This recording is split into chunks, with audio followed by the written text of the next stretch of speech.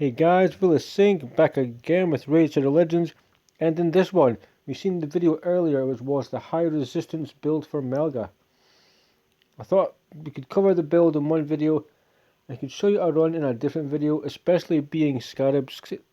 Kinda takes a little bit of time on hard, depending on your setup. So what we're going to do now is exactly that. We're going to jump right back in. And then we're going to jump into Scarab King. I'm also going to show you who I'm using. So we have Melga and Brogni purely for the shield sets. This earlier took me 17 minutes 18 seconds, but I was in really no danger. Some people died, yes. The burn from what do you call them, Dexter, it kind of helped. I mean, it was good. And all I really have is a very, very poorly geared destroy set Vergis. So without further ado, we're absolutely going to just check this out. I'm pretty sure we can put this on auto and leave it there. The first couple of waves, obviously waves on certain boss levels, they're just really easy. They're just there, I think, to warm you up. That's it, we don't really need anything to be on or off cooldown. I don't think, because we're going to have the set from the shield set Brogni anyway, so for 3 turns we're covered. Gives Melga more than enough time to come back if she did use her sheer grit or whatever it is. We're going to be able to work that cooldown easier enough. So the waves are really nothing to concern yourself with. They are always easy. Scarab is, I would say, one of the more difficult bosses. And if I never did this Melga build, I probably wouldn't have even been truly bothered about getting past Scarab King. The Melga build has opened so many doors, and I kind of wish I did it sooner, so I would have progressed up the tower a bit quicker, you know? Definitely would have. So we're going to get past these war chiefs, and then we're just going to go get to work. We'll watch maybe the first 5 minutes or so. If it's a long run, I'm not going to bore you guys. We're just going to come back in close to the end. When you see how it kind of works, it won't really change. It will just be shields. We do have a lot of buffs, so we will get attacked quite a bit. It's not the best T4 buffs, but we have resistance on multiple champions here. Vergis is just in level 12 destroy gear, level 50, no masteries, no books. As far as I'm aware, he is horrible. He can resist some stuff now and again. I think he's maybe 250 to 80 resistance, but only maybe like 25k HP and maybe 1500 2k defense, 150 speed. So a very, very terrible build. And this earlier was all thanks to Melga. So somebody died. She's healing per turn. She's got 500, 585, 595 resistance. Could you imagine Sifi put in there just or like a Lydia, if I ever get Lydia for 100 more, then it would be ridiculous. And here you go, shields up, so we are provoked, but we've got shields. And Melga is pretty much the reason that we're just going to walk through this. Going to be easy enough. Not going to be the quickest battle by any means. Personally, I really enjoy seeing a lot of buffs because there's just so many hits. Yes, there may be 10, 15, 100 like damage points back to the Scarab boss or lobster. But yeah, I just think it's really cool just seeing him continuously get hit. It's like a shotgun.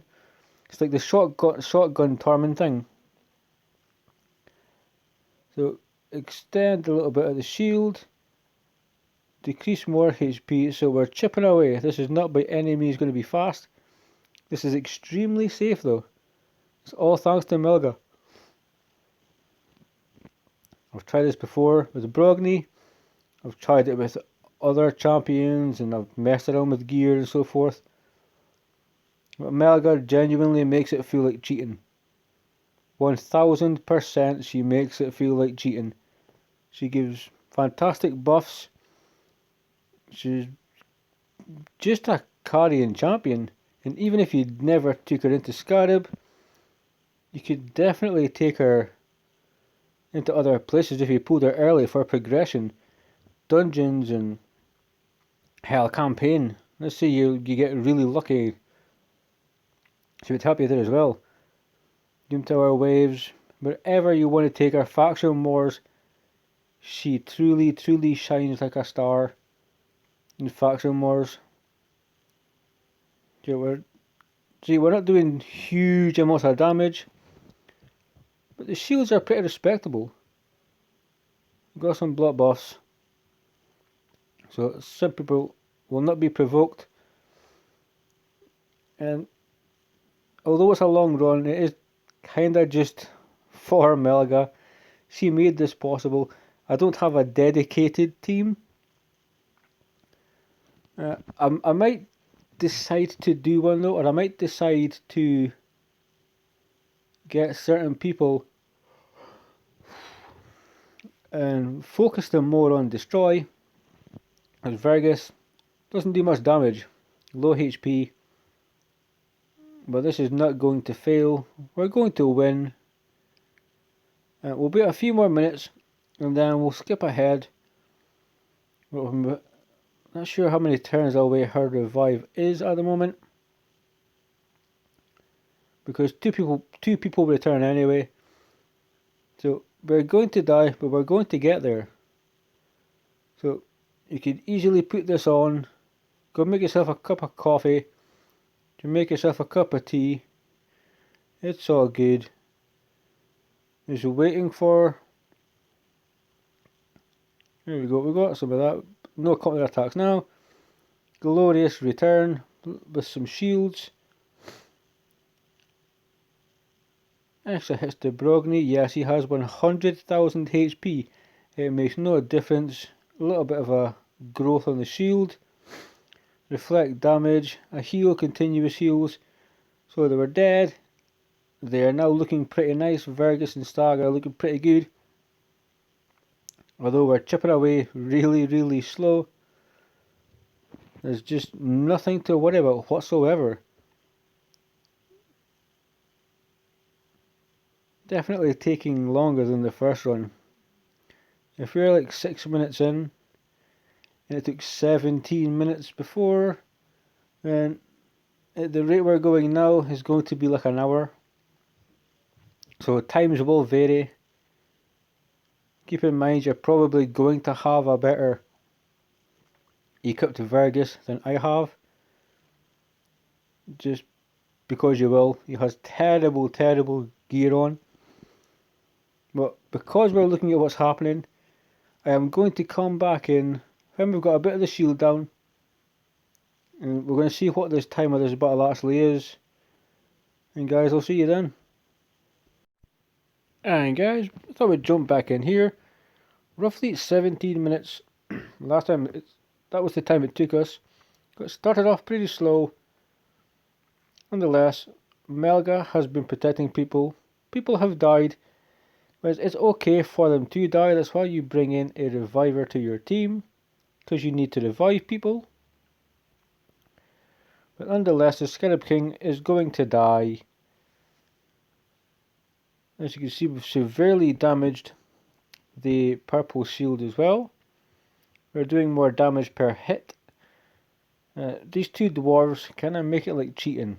They really do. We're going to wait for the revive from Melga now. But I think it's kind of really irrelevant. If you're looking to just get past this champion, if you want to just kill him once, I'm personally not going to I'm not going to farm this guy. Yes, the sets you get from him are really good, and I could potentially make a stronger destroy champion It just takes way too long. And if moving up hard Doom Tower, I fight him maybe on level like 60 maybe, 70 next time. I will not be looking to farm this champion. I will be looking to get past this champion. And so be it as far as the turns it takes. So we start off slow. But as you can see, guys, dead. He is frozen. He just did a Thriller impression as he got killed. The lobster boy is dead.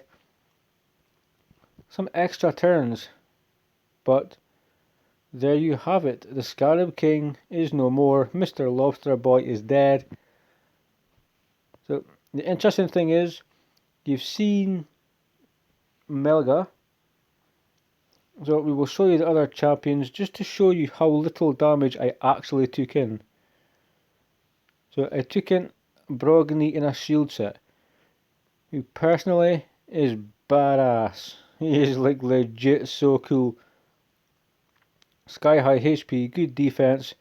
He's slow because he has HP boots, but he's in the shield set. 197 resistance and 263 accuracy. Not much damage whatsoever. You also have this guy here, Jackstar. Let's show full stats. So 55k HP, 3.6k defense, 203 speed, really quite fast. One of the fastest. No damage, 273 resistance, 284 accuracy. So he will apply the HP burn if he's attacked, part of his passive. Provokes the waves before we get to the boss. And can resist quite a bit. We also took in, so it was Melga.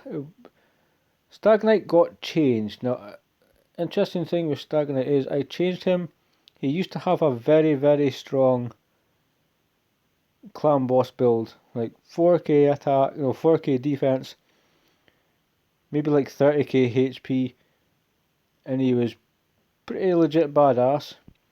But now he is one of the sources of damage that we used. 45k HP, 2.7k defense, 247 speed. I think he's the fastest one in the game. We also have 84% crit, 208 crit damage, no resistance whatsoever, and 383 accuracy. So this gives us a bit of damage. We're not doing much to the purple shield or the shell, but nonetheless we're still chapping away at it. Now this is the funny thing. I have very few champions in destroy sets. And you are going to say to me, what the hell are you doing? Yes, this is Vergus that destroyed half of the purple bar and enabled us to kind of get it done. We supported him very well. We took in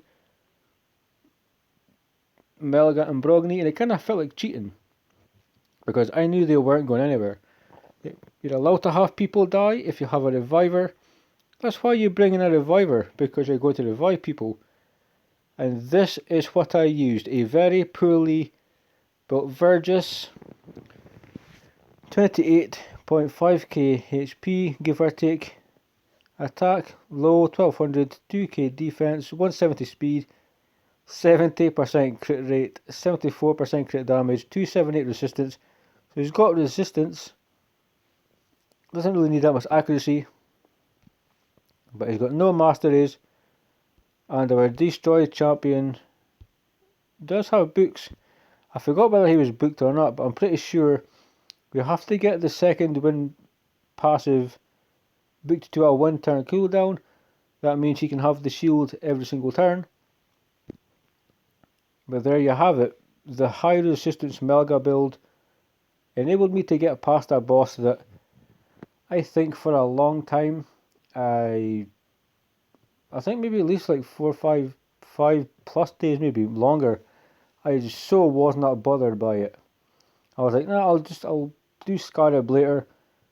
I now feel a little bit invigorated now, and I'm really annoyed that we'll see when does Doom Tower end. I know it ends relatively soon, which is a shame, 16 hours.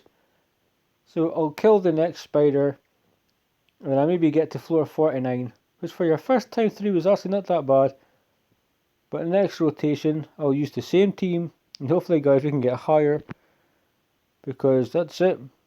I tried it with Brogni, I tried it with everybody else. The only thing that guaranteed victory was Melga Steel Girdle. That's it. So guys, the high resistance build works. That was the first place I've tried it. I'm going to look into trying her in more places. I'm also going to try think about some books for her, just because we need to lower some of that cooldowns. There you have it, guys. The high resistance build worked, kicked Scarab's ass, and we can now call him Lobster Boy. So I'm going to cut it here. I appreciate you all watching. That is just how good Melga can be. She can support pretty much anybody anywhere under any amount of adversity. I thank you all for watching. Stay safe, keep reading, and I will see you in the next video.